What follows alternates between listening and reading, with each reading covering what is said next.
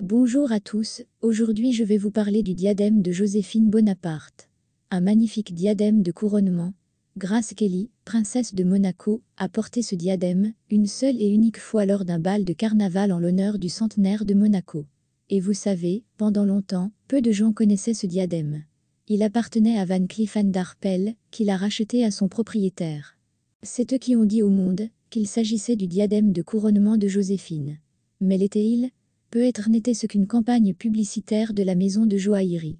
Ou bien les spécialistes ont mal attribué le bijou. Allons au fond des choses. Examinons une grande toile représentant le couronnement de Napoléon et de Joséphine. L'artiste Jacques-Louis David a saisi le moment où l'empereur couronne son impératrice et s'apprête à déposer une couronne sur sa tête.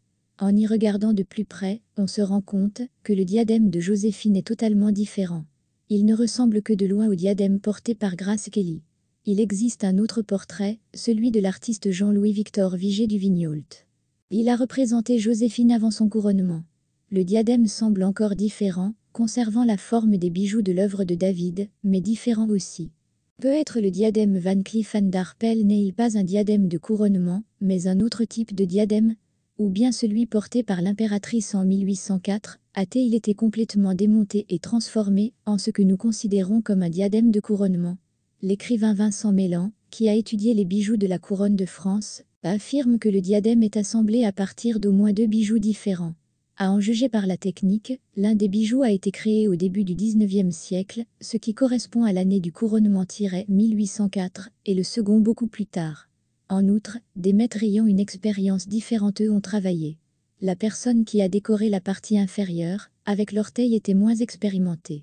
Par ailleurs, d'après un entretien avec le propriétaire de la maison, Jacques Arpels a acheté le diadème au milieu du XXe siècle à une dame qu'il connaissait, et non à la fin du XIXe siècle, comme on le raconte généralement dans les documents consacrés au diadème de Joséphine. Selon lui, le diadème a été hérité par Napoléon III, puis vendu par sa veuve, l'impératrice Eugénie, en 1872, lors d'une vente aux enchères organisée par Christie, afin de réunir l'argent nécessaire à son existence pendant son exil en Angleterre. Ce diadème est mentionné dans l'inventaire des bijoux de la baronne Burdett-Coutts, l'une des femmes les plus riches de l'Angleterre victorienne.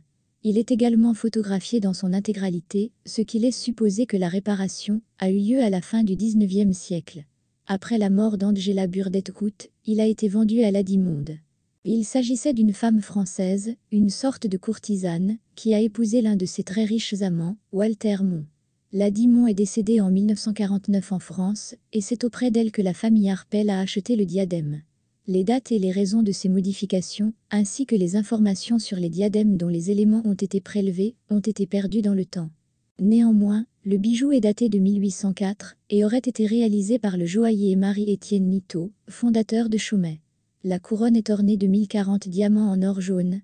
La société a utilisé ce diadème pour la réalisation de catalogues publicitaires.